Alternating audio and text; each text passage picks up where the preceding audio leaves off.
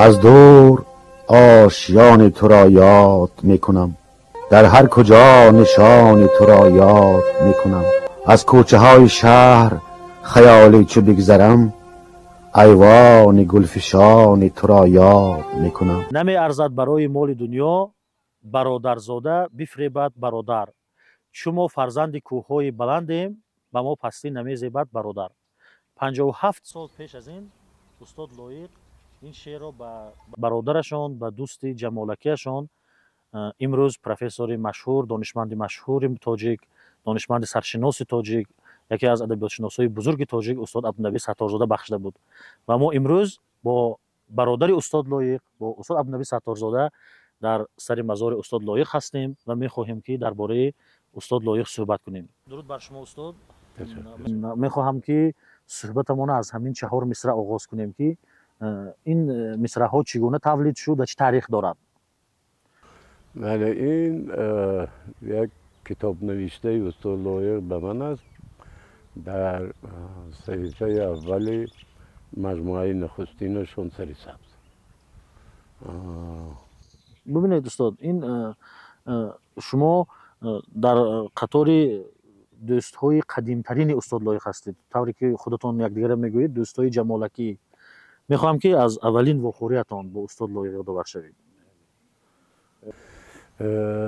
اولین واخوریمون همینشون میدونم که ما در آموزشگاه پداگوژی شهر پنجکند شد و در رفت در جریان درس هایی که در یک صنف میخواندیم از همونجا آغاز شد. اون وقت من و لایق 13 ساله بودیم، سال 1954. استاد ساربان 1 سال از ما کلان 14 ساله. دوستای جمع که گفتن لایق، این گفته لایق است، لیکن گفته ایست که از یک گفته خلق در میان مردم مشهور است، از اون برداشته شده است. خیلی دوست می داشتم این رو استفاده کردن و من مشاهده کردم که همین تعبیر رو در حق استاد ساربان می گفت. دارا یکی از دوستای نزدیکترینش دارای دوست می گفت و در حق کمینه می گفت. یک نوشته دارد، باز هم در یک کتاب نوشته در یکی از مجموعه هایش به من این خیلی گفته است، به عبدالنبی به دوست آوان بچگیم، جوانیم و در قصد نوشته است پیریم. آوان یعنی این دوستای آوان بچگی را 13-14 ساله ها که بودیم همونها رو دوستان جمالکی میگوییم، ولی دوستای جوانی و اینش استاد دوستای خیلی زیادی داشت. ببینید، یک چیز من مشاهده کردم، فقط باید گویم که من دیدم که استاد لایق در شعرشون فقط برادر گفته و به شما مراجعت کردند. البته برادر بسیار استفاده کردند، ولی مراجعت بی‌واسطه فقط به شما است. از این برمیاد که استاد نسبت شما بسیار احترام زیاد داشتند. تشکر، واقعا هم احترام زیاد داشت، حرمت میکرد و من هم همچنین اینقدر احترام و اخلاص و چیزی که به لایق داشتم کم در نسبت کسای دیگر دارم. درباره آموزشگاه پداگوژی پنجکند صحبت کردیم. در یک مقاله شما که چند سال پیش نشر شده بود و شامل کتابتان هم شده است، شما یک چند بیت میارید، دو میگویید که در زمان تحصیل در آموزشگاه هم استاد لایق شعر میگفتند و لایق فتحی حتی تخلص داشتند. آیا شما همین در زمان تحصیل در آموزشگاه میدانستید و شوق و رغبت ایشان به ادبیات و به شعر مخصوصا؟ به شعر، به ادبیات شوق فوق‌العاده داشتهش رو میدانستیم از صحبت‌هایش، از آن که در درس‌ها جواب می‌گفت، از آن که علاقه بسیار ویژه به ادبیات داشت و سخن داشت میدونستیم، اما راستش بگویم از شعر گفتنش خبر نداشتیم. گمان میکردیم که شعر میگوید، اما از شعر گفتنش خبر نداشتیم و لایق یک نفری هست که از ابتدا تا آخر هیچ وقت خودنمایی نمیکرد، مخصوصا در گفتن شعر. آدمای دیگر یک شعر یک نویسن و یک شعرگونه نویسن، همه را جمع میکنن، من شعر نو نوشتم اینا گوش کنید تو میگن. هیچ در یادم نیست که لایق یگان مراتبه در دانشگاه در آموزشگاه همین کارو کرده باشد. بعد از اون در دوشنبه در دانشگاه هم در انستیتوت و ما در یونیورسیته میخواندیم، در اونجا هم این کارو نمیکرد. این کارها یعنی شعر خواندن برای ما بعد از اون که همچون شاعر شهرت پیدا کرد بعد آغاز کرد. ببینید استاد، بعد ختم آموزشگاه شما آمدید به دوشنبه، شما و استاد سوربن وارد یونیورسیته شدید، دانشجوی یونیورسیته دولتی تاجیکستان، حالا دانشگاه ملی تاجیکستان شدید، ولی استاد لایق موفق نشدند و دانشگاه به انستیتوت پداگوژی شهر دوشنبه داخل شدند. سبب چی بود که چنین شد؟ یک تاریخ بسیار عجیبی هست. سال 1958 بود. ما هر سه‌مون آمدیم حجت هامون رو به یونیورسیته سپاریدیم. گفتیم اول نیت داشتیم که شعبه شهرشناسی سپاریم. رئیس امتحان‌های قبول همان وقتی یونیورسیته رحمت تیمور کریم بودن و تاریخ شناس. اون کس گفتن که برادرها سال نخستین قبول به شعبه شهرشناسی بود، شما بهترش به یگان شعبه دیگر یا فاکولته دیگر. بنابراین ما به فاکولته زبان و ادبیات سپاریدیم. 4 امتحان بود. امتحان ادبیات جهانی، انشا، زبان روسی دیکتن و تاریخ بود. همین شد که من و سوربن 3-5 گرفتیم، یک تا 4 از دیکتن 4. لایق 2-5 و 2-4 گرفت، از جمله از انشا. در انشا من خیلی یادم است که همین بنای مرکزی امروزه حال دانشگاه ملی یک مجلسگاه، یک تالار دارد در قبط دوم، آشانه دوم. در قطار آخری همون نشستیم و انشا می نویسیم، پهلو با پهلو هستیم. موضوع پند و اخلاق در اشعار استاد رودکی بود. برای چی؟ برای اینکه سال 1958 سال جشن 1100 سالگی استاد رودکی بود. وقتی نتیجه انشا رو اعلان کردند ما سخت در حیرت شدیم. برای چی؟ برای اینکه ادبیات رو بدون شک و گفتگو که امروز من تصدیق میکنم لایق از ما بهتر میدونست، از منم، از استاد سوربنم و از دیگران. در شعر دانیم مخصوصا با شعرهای رودکی را. بعد فکر کردیم که چرا این خیلی شده است.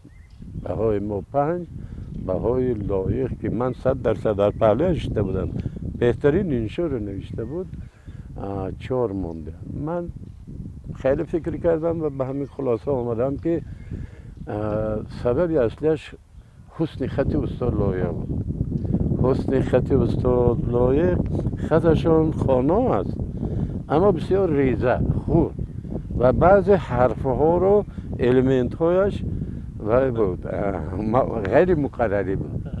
گمان میکنم که این گمان یقین است که استادی که این انشا را تفتیش کرده است بیشتر و توجه کرده است به حسن خطشان نه به محتواش. باز تکرار میکنم که ادبیات را، شعر را در همون سالها هم من یا کسی دیگری به درجه لایق نمیداد. بنابراین با همون نتیجه امتحان ها لایق 2-5 و 2-4 به انستیتوت پداگوژی شهر دوشنبه قبول شد. امتحان علاوه نسپردید؟ نه نسپردن، همون نتیجه همونها را تفصیلی به انستیتوت قبول شدنش در همون لایق نامه استاد سوربن خیلی خوب و دقیق گفته شده. ولی نتیجهش این بود که با همون بها و چرا. بنابراین من در یکی از مجلس های دانشگاه ملی به استادان حضور داشتند، شاگردان، من پیشنهاد کرده بودم که لایق میخواست که اینجا دانشجو باشه، همونو همچون دانشجوی افتخاری شما او را قبول کنید. ها ها ها گفتن ولی تو هنوز هم نیست. این افتخار میشد برای دانشگاه ملی. یک سبب ذکر کنم که دانشگاه ملی یکی از اساسگزاران و فعالان محفل‌های لایق‌خوانی است که همه ساله صبح 20 مای در همینجا برگزار میشه. هم در نوروز بله. و هم در چی است در جشن زادروز لایق. بله بله. استاد ببینید در دوشنبه شما دانشجوی دانشگاه‌های مختلف شدید ولی دوستیتان با استاد ادامه یافت. چطور همین دوستی شما حفظ شد؟ با پیدا شدن دوستای نو، رفیقای نو، همسبقهای نو دوستی شما پراکنده نشد و حفظ شد؟ برای همینطور از خوشبختانه ما همیشه به هر بهانه وا می‌خوردیم.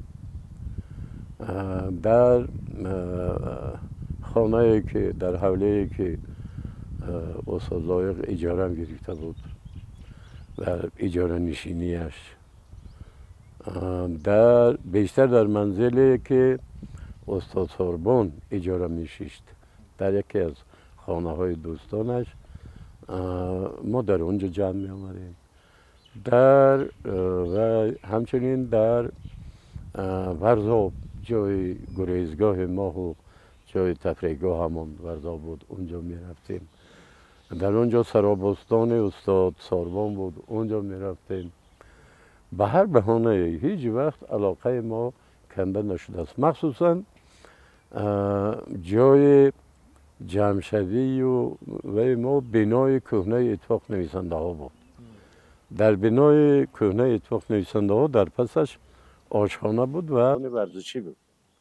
در اونجا بعد از کار معمولا بدمینتون بازی میکردیم. بدمینتون بازی میکردیم و اونجا خیلی کسایی بودن. همونجا لایق، ساربان، کوزاد، محمود جان واحد فرحمتی، استاد قناعت، عبید رجب، حبیب الله فیض الله، مهمان بختی و دوستان دیگرمون همونجا جمع میشدن بازی میکردیم. خیلی منتظم، به طوری منتظم. دیگر اینکه بعد از ختم کردن هم اگرچه من در دانشگاه اسپیران بودم، استاد لایق در روزنامه کمسومال تاجیکستان به کار در آمدن، لیکن بعدتر همین طور شد که ما یک جایه در یک اداره هم کار کردیم. مثلا در کمیته رادیوی تاجیکستان ما در شعبه بخش ادبی، شعبه ادبی میگفتن، رهبرش هم عنایت رستم بودن، این که از خانم پولاد تالیز، خیلی زنی مشفق و رهبر کاردانی بودن. هم لایق و هم ساربان و هم من خادم ادبی رادیو بودیم. چند سال کار کردی در رادیو؟ 3 سال زیادتر. از اونجا من لیکن اسپیران بودم، برای علاوه باز در اونجا کار میکردم. اما لایق و ساربان من بودن، خادمی اساسی همون شعبه بودن. بعد از اون مرا دعوت کردن به اداره مجله صدای شهر از رادیو. آمدن اونجا استاد لایق مدیر شعبه نظم بود و من مدیر شعبه تنقید شدم. چند سال باز همراه زمانی که زنده یاد عبید رجب سردبیر این مجله بودن، اون وقت همکار بودیم. بنابراین هیچ گونه یک دوری با سبب اون که در دانشگاه های مختلف تحصیل میکردیم نبود. ما ببینید از نگاشته های مختلف میخونیم که در سالهای جوانیتون شما استاد لایق، دارای دوست، اکبر ترسون، محمود واحد، ولی صمد و چند نفر دیگر، استاد کوزاد یک محفل خاصی داشتید. که پیوسته وام میخوردید، ملاقات میکردید، ببینید که چنین این یک مدل عجیب، یک محفل های ادبی است. چی شما را متحد میکرد و در این محفل ها بیشتر اطراف چی صحبت میکردید؟ اول درباره همین محفل، این محفل از روی یک مقصد و یک چیزی خاص ما تشکیل نکردیم، به طور طبیعی بود. همون دوام همون واخوری هایی که گفتیم از دوست ما، بعد جمع می شدیم مثلا در همون بنای اتفاق نویسنده ها به بهانه بدمندان بازی. بعد از آن در بنای نوی اتفاق نویسنده ها اینجا بیلیارد بازی میکردیم البته بعد از کار. و خیلی دوست می داشتیم که از همین بنای نوی اتفاق نویسنده ها در اون وقت پایان سرنشین چی می رفت؟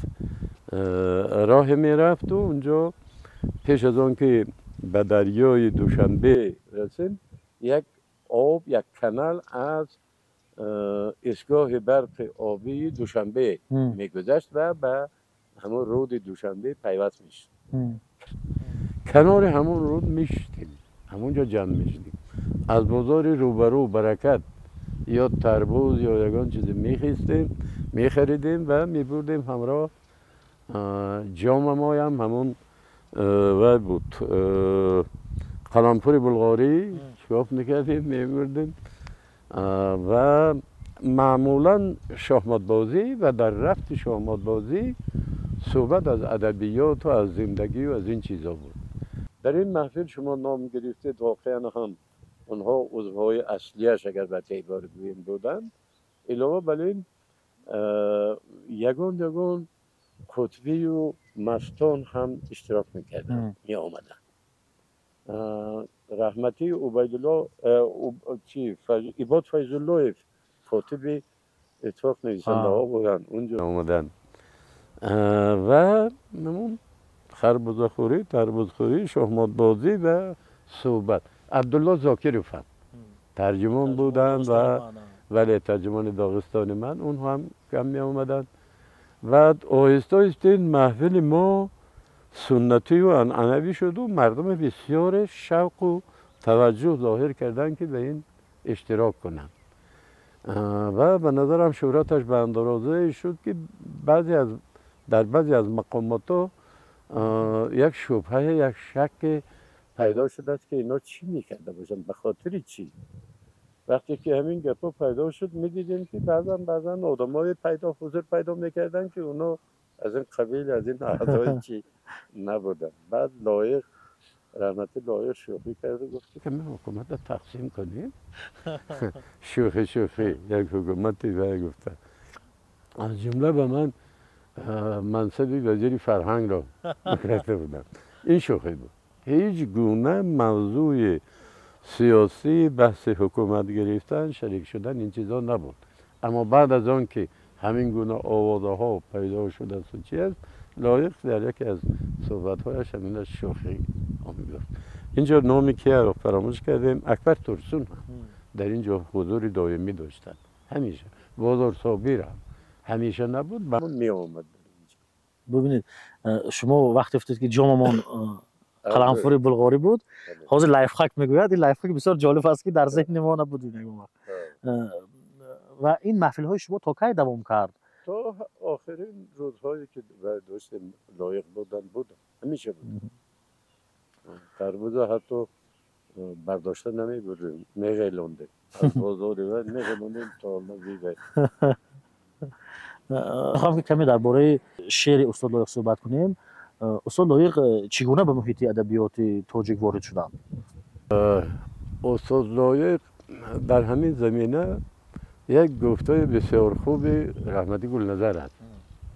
گلنظر در همون کتاب لایق چون لایق در یک جاش می نویسد که هیچ ادیبی حالا من عینا نمیگم از منان، هیچ ادیبی مثل لایق، مانند لایق به ادبیات به این و رفتار سرعت بسیار تیز شتاب داخل نشده است. به شست تکمیل و مقام و مرتبه پیدا نکرده است و به همین درجه جای هم پیدا نکرده. این گپش درست واقعا هم.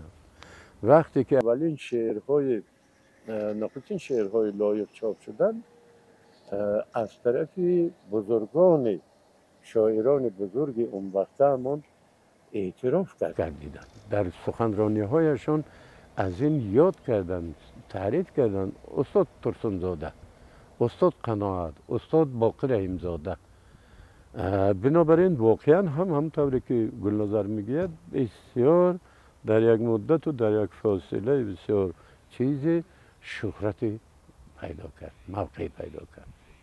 میبینید همین رشد و تکامل ایجادی استاد به وقتی ما درباره طوری گفتید با شتاب رشد و کمال یافتند، چه عامل ها سبب شدند که زمینه شدند که استاد لایق به درجه چنین یک شاعر برجسته به کمال رسند؟ این ظاهرا با شست به ادبیات داخل شدنی لایق ظاهری می نماید. واقعا باطنا لایق خیلی آمادگی کامل داشت برای در ادبیات، در شعر موقع پیدا کردن. مناسبتش به ادبیات بسیار جدی بود. اینطور واقعا همطور می نماید از کنار از پهلو نگاه کنید که این با شست آمد، نه، با آمادگی تام داخل شد، تیار بود برای گفتن این گونه شعری که این شعر مثل این شعر دایقوار در ادبیات گذشته ما، در ادبیات یعنی در دوران شوروی به این پایه، به این درجه نبود. خودش در یک جا میگوید و ما هم تکرار کردیم که این کار را نو کردن ادبیات، نو کردن شعر رو استادان دیگر سر کرده بودند. استاد لاهوتی، استاد ترسونزاده این کار، پیرو سلیمانی، حبیب یوسفی این کار کردگی بودند. غفور میرزا در سالهای بعد مومین قناعت، استاد قناعت این کار کرده بودند.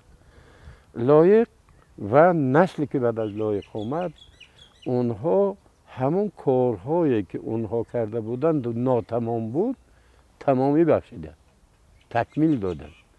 مرحله صفتا نوی شعر و ادبیات ما رو بازید آورد. در نوشتهتان همین رونده میگوید که لایق شعر تاجیک را به اصالت ازلیش برگردانید. یعنی چی؟ میخوام همین مفصل شرطی. با اجازت شما من اول همه عامل های باز یک بار دیگر گویم. یعنی اعتراف بزرگان ادبیاتمون که شعر لایق رو اعتراف کردن. دیگرش البته استعداد مادرزادش فوق العاده. دیگر مطالعه پیوسته ادبیات هم خودی و هم خارجی. من میدیدم که کتابخانه فردوسی بخش شعبه دست‌نفیس‌ها میرفت و دیوان شرقی بیاتی را که در نوشته فارسی بود، با الفبای فارسی بود، مطالعه میکرد، روزها مطالعه میکرد. این فقط یک چیزی که ما دیدیم. این دیگر بعد محیط ادبی همون سالها محیط ادبی که سرپرست از استاد ترسونزاده و باقر رحیمزاده و قناعت بودن، محیط بسیار سازگاری بود. دیگر البته همون محفل خاص دوستانه که دوستان لایق داشتن به نبود، به چی نبود. اکادمیک اکبر ترسون در یکی از یادداشت‌هایشان در بالای میگن که در این محفل لایق یک اندیشه میگفت، من یک اندیشه پیشنهاد میکردم، دارا یک اندیشه، عبدالنبی یک اندیشه. یعنی ما اندیشه ها، ملاحظه ها و چیزهای بررسی جریان ادبی، ادبیات تاجیک، ادبیات دنیا اینها میرفت. اینها عامل ها بودن. اکنون میاییم به همون مسئله چی است؟ بله، به مرحله یا به اصالت ازلی برگردانیدن شعر معاصر تاجیک بود.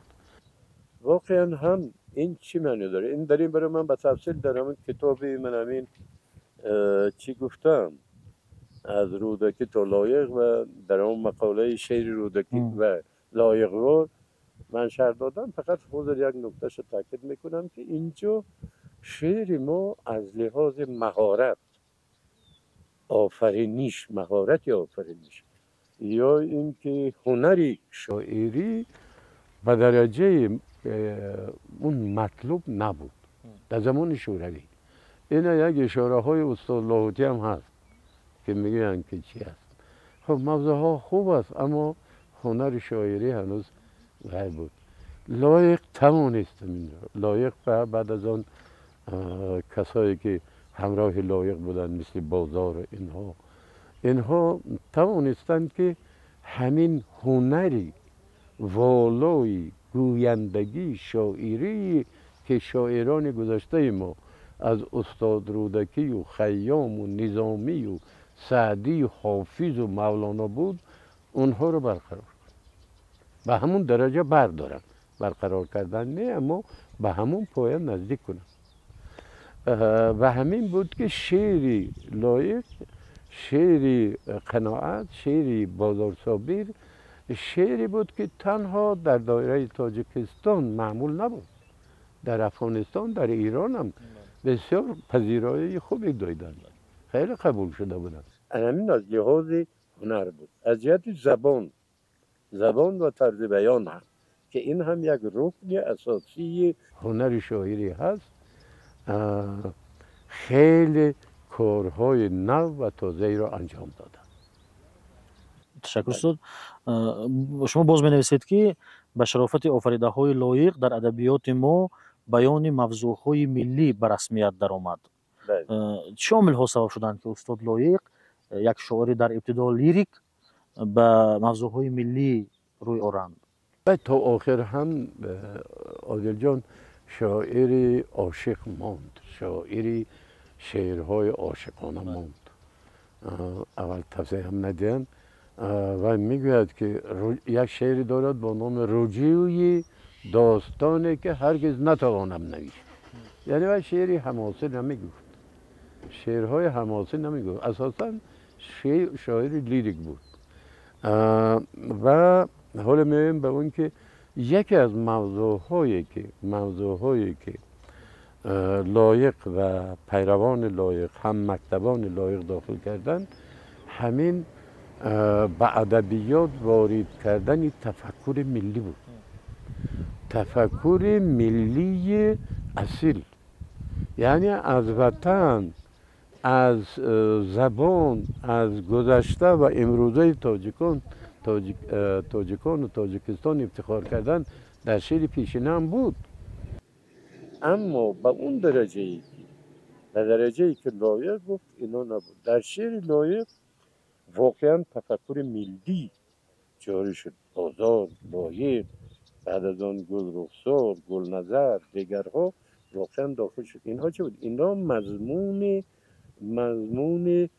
کنکریت مشخص و شاعرانه پیدا کردن. دیگر رستم ابرز شد، تهمینه ابرز شد و دیگرها و ضحاک و اینها هم ابرز شدند. گذشتگان نزدیک ما مثلا باشد خود ترسونزاده قهرمان شدند یا دیگرها شدند قهرمان شیرمون. این تفکر ملی بود و زمینه هایش کی پیدا شد. اتحاد شوروی سابق یک محیط، یک فضای نسبتاً آزادی پیدا شد. این همون گرمای خروشاوی. بعد از آن در زمان چی است آزاداندیشی و در زمان گرباچوف بازسازی و اینها اینها زمینه پیدا کردن. لیکن حتی در زمان شوروی هم در مقیاس شوروی نویسنده ها و شاعرای بودن که فکرشان را در همین زمینه خیلی خوب میگفتن. رسول غنزاتو داغستانی من شعرهایش که تواردوفسکی، الکساندر تواردوفسکی، روبرت راژوینسکی، اندری وزنیسنسکی، یوگنی یفتوشنکو، اینا شعرهای میگفتن. شدیسیاتنیکو در همون زمانش هم بسیار عجیب، در همون زمان زمینه پیدا شده بود. یا ادوارد اسم ژلایتیس چلاوی گفته یک مجموعهش برآمدگی بود. یعنی زمینه ها پیدا شد و خدمت لایق و پیروان لایق و همکسبان لایق در اون سالها عبارت از آن بود که همین را به ادبیات ما به طور خیلی خوب و بسیار به طور عالی و اصیل داخل کرد.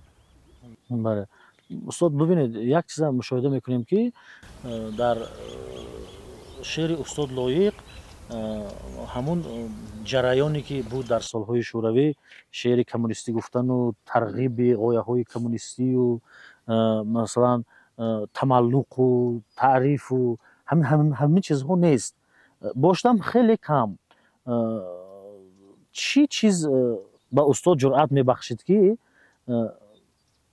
در درون جریان نباشند و از جریان بیرون باشند و نوگرایی کنند برای مثال درباره ساختمان‌های عظیم درباره مثلا قرارهای سیاسی پارتی درباره همین چیزا ننویسند و شعرهای عاشقانه بگویند. ما در همون صحبت‌هایی که می داشتیم از همین وضعیتی چیمون ادبیاتمون شعرمون در سالهای 30 40 50 چندان قانع نبودیم. برای چی؟ برای آنکه اون ادبیات یک نوع ادبیات چی بود؟ ادبیات شعرهای روزمرگویی بود. بنابراین یک جنبش محو شعار میدادن که این نمیشده کن به طور عمومی گویی. مثلا غفار میرزا هم اینا شعار چی را گفتن شعر کنکریت را شعری گوییم که باید با کنکریت باشد چیز عمومی نباشد یک گپ خالی نباشد و شعر باشد. از اون وقت سر شد لیکن لایق همینا یک سبقی که از ادبیات شعر همون زمان سالهای 30 40 و 50 برداشتن لایق داشتن همین بود که اون طور شعر گفتن نمیشه و اصالت شعر بش کردن در اون وقت و یا در پرتو یا در زمینه ادبیات جهان باید شعر گفت شعر باید گفت شعر بدون تصویر شعر نیست بدون معنی شاعرانه شعر نیست. این گپی که گویید که فلان و این اون شد یک خبری عادی خبرنامه عادی و شعر نبود. اما همین شد سبب شد که اینها دیگر کردن واقعا تجربه آموختن سبق برداشتن از اون و از تجربه چی کردن دیگر اینکه شعر گذشته ما شعر زمان کلاسیکی ما هم شعر بود معنی بود معنی های شاعرانه داشت و تصویرهای شاعرانه داشت هنرهای شاعری بسیار عالی داشت. این همه را تزریج کردن شرق و غرب به هم پیوستند و شعر نو کردن به این طرز موضوع گفتن. درست است که استاد ترسونزاده برای آنکه استاد لایق و استاد بازار شعرهای روزمره نمیگفتند انتقادهایی که میشد استاد ترسونزاده اینها حمایت میکردند یعنی به یک معنی اجازه داده بودند که اینها شعرهای ملی و شعرهای عشقی و گویند و از شعر روزمره دست کشند. حمایت میکردند در سخنرانی هاشون در پلینوم اتفاق نویسنده ها در انجمن اتفاق نویسنده ها در صحبت هایی که داشتند و در واخوری هایی که با کسانی که تقدیر ادبیات به اونها وابستگی داشت خلاص میفهموندن که اینها شعر خوب میگن اینها درست میگن این معنی اون ندارد که اینها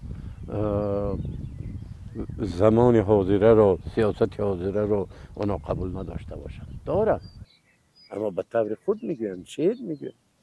لایق هم یک سلسله پیش به نارک و بازار هم به کمبینت عرضیز زواد عرضیز اینها نوشتن لیکن اونها شعر گفتن. و درست است که همین سلسله های اینها بعد از شکایت نامه ها نوشتن. نه خودشون میخواستن که باز هم در موضوع مهم اجتماعی از جمله ساختمان های بزرگ شعر گویند نه شعار گویند شعار نه شعر گویند و نوشتند، توانستند و نمونه عبرت شد. استاد میخواهم بیشتر از خاطره هایتان باز صحبت کنیم. از یک نوشتهتان معلوم است که در زمانی در عسکری بودنشان استاد لایق مکاتبه ها داشتید بله. و شاید در مورد های دیگر نیز مکاتبه ها دارید. آیا نامه های استاد تا امروز حفظ کرده اید و آنها کدام موضوع های فرا میگیرند و آیا نیت نشر کردنشان دارید یا نه؟ اولش همین نگویم که بله نامه ها داشتیم، نامه ها می نویستیم، لایق می نویست، من می نویستم. این نامه ها در دست من است، اونا هستن. موضوع ها گوناگون، موضوع ادبیات، شعر، زندگی اینها بود و یک مکتوبی هم نوشته بودم داخل یک بسته فاصله همراه میوه های مویز و بادام و این چیزها فرستادیم. طوری که لایق میگوید گرفتم ولی خیلی دیر گرفتم. گرفتم نخوردم. برای چی؟ برای اون که همون ایزویشینیش خبرنامه را خیلی دیر بعد از یک ماه در قسم حربی حربایی که داره بعد از این قدرستان میگیرد که میوه ها آب برآوردین و شدین. اون نامه‌ای که من نوشته بودم همون آبای مناقت کور و شده است. بعد یک شعر نوشته نیم شوخی نیم جدی یک شعر نوشت. این شعر نامه به دیپوتات به دلبری دیپوتات. اینجا شما اشاره کرده دگان دلبری دیپوتات نداشت، این بد نیست. این شعر یک انگیزه همون حالت نامه و فاصله که ما فرستادیم است، لیکن جواب به یک هجویه، یک نقیضه به شعرهایی که هنوز هم در اون زمان ها به دیپوتات و به کاتب رایگام و به دیگران میبشیدن، همین خیلی گپا رو داشتن. یک نقیضه است، یک پرادی است و بسیار جالب و عجیب است که باز یک بار دیگه در همین شعر شخصیت شاعر به تمامی شده. زنده‌دل، آزاد، بعد به توانا در گفتن شعر، بسیار ابرازهای عجیبی دارد، تصویرهای عجیبی دارد. این از همون جا است، ولی اگر هم تو نگاه کنید و یک نقیضه است به همون باز هم شعرهایی که متاسفانه هنوز هم چاپ می شدن. 8 مرد چاپ می شدن، ایدی اکتبر چاپ می شد و دیگر مناسبت ها و برای همین یک نقیضه به اون گونه شعرها بود.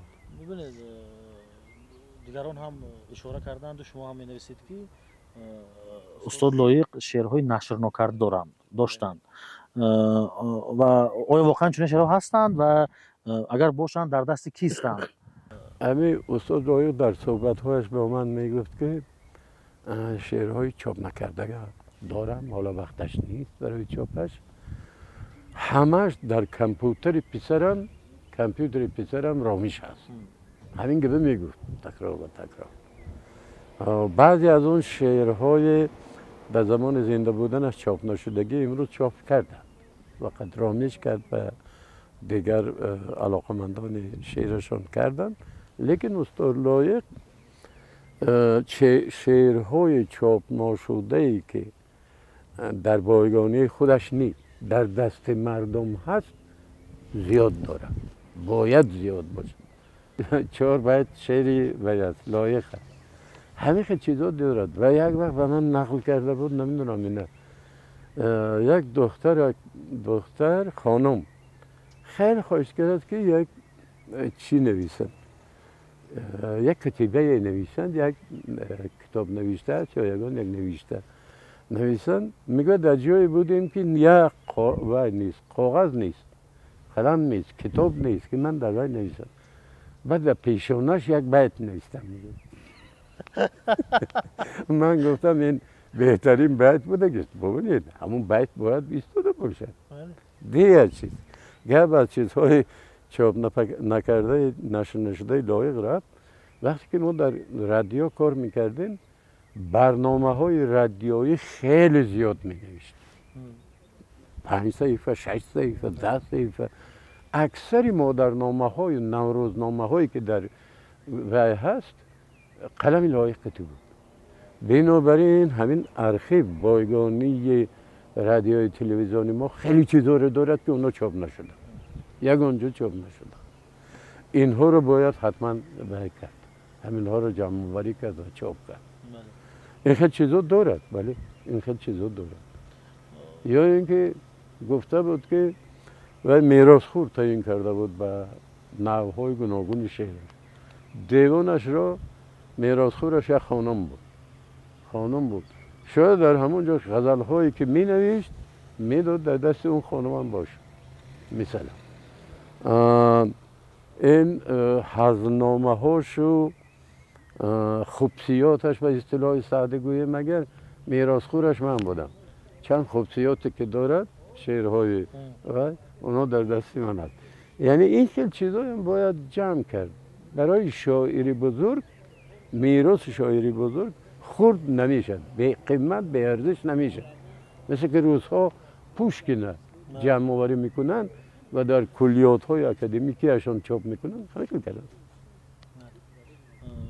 ببینید شما میراثخوری یک بخش اجرات استاد لایق میخواهم درباره همکاری هایتان با استاد لایق بغیر از دوستی و ارتباط انسانی برادری رفاقت همکاری های علمی و ادبیتان چند حرف بگویید از اون کارهایی که اساسی هایی که من میگویم اولین تقریر به اولین مجموعه نخستین لایق من نوشتم اولین تقریر بعد از آن وقتی که مسئله چی برآمد چاپ کلیات شاعر بعد از مرگ برآمد در خوجند چاپ شد سرسخنش رو من نوشتم این کلیات در تهران هم نشر شد 2005 نشر و در خوجند 2001 اونجا چاپ شد بعد از مرگش باز لایق آرزو میکرد میگفت که من از همه همین شعرهایم بهترین هایش رو جمع میکنم و یک چی میکنم یک مجموعه ترتیب میدیم گفت متاسفانه عمر وفا نکرد این کارو نکرد اون مجموعه با نام انگاره ها سرسخنش من سرسخن نوشتم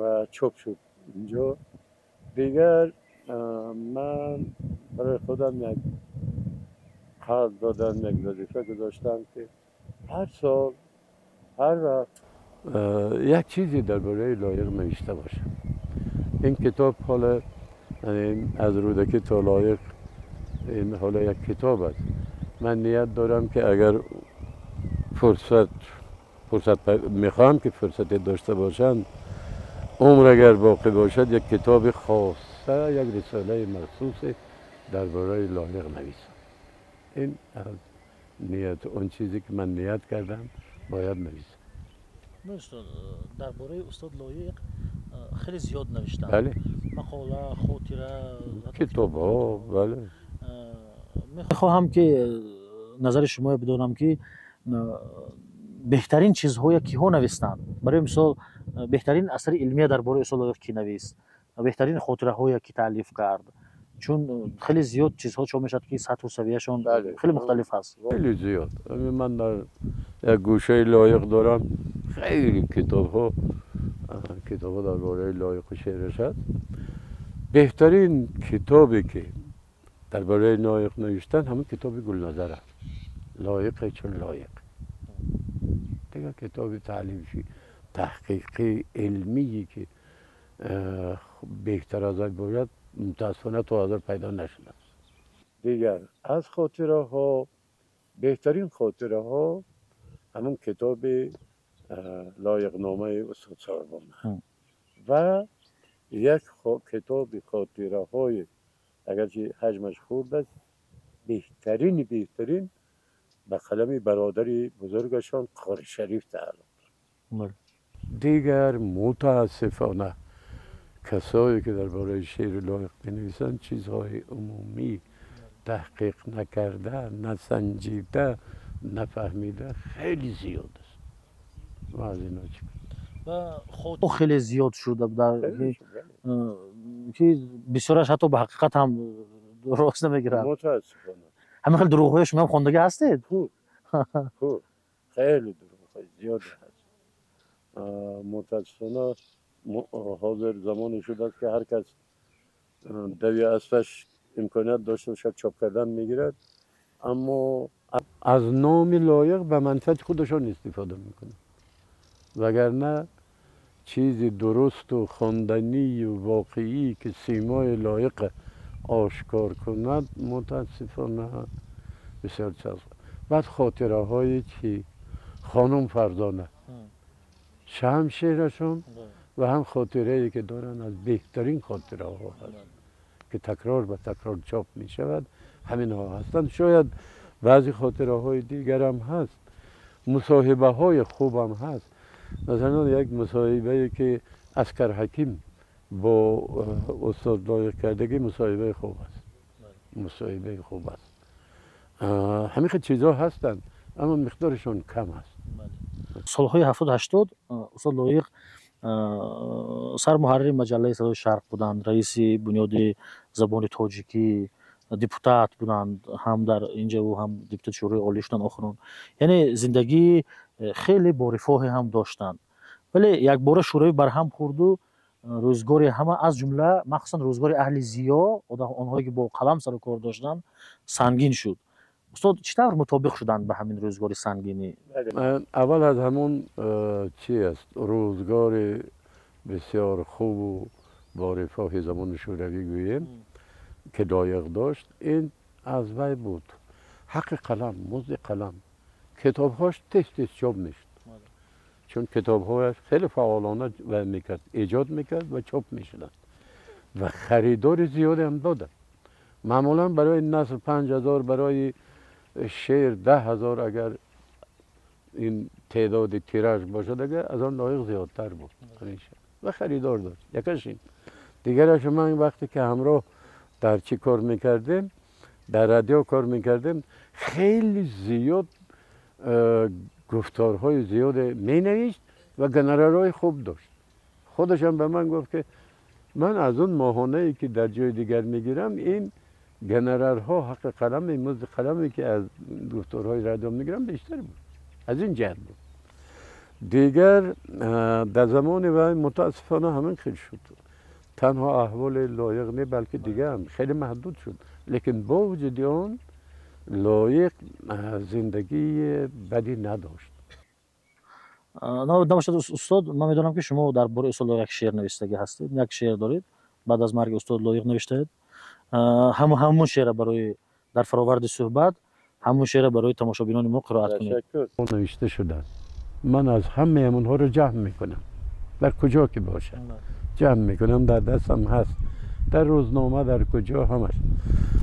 باور کنید عادل جان، هیچ یکم این نکن چه میگم نشان چی نیست،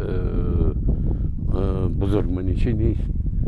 هیچ یکی آنها همین درد دل منه، حسیات ما، اندیشه های من در باره لایق وای نمی کنن، قانع نمی کنن.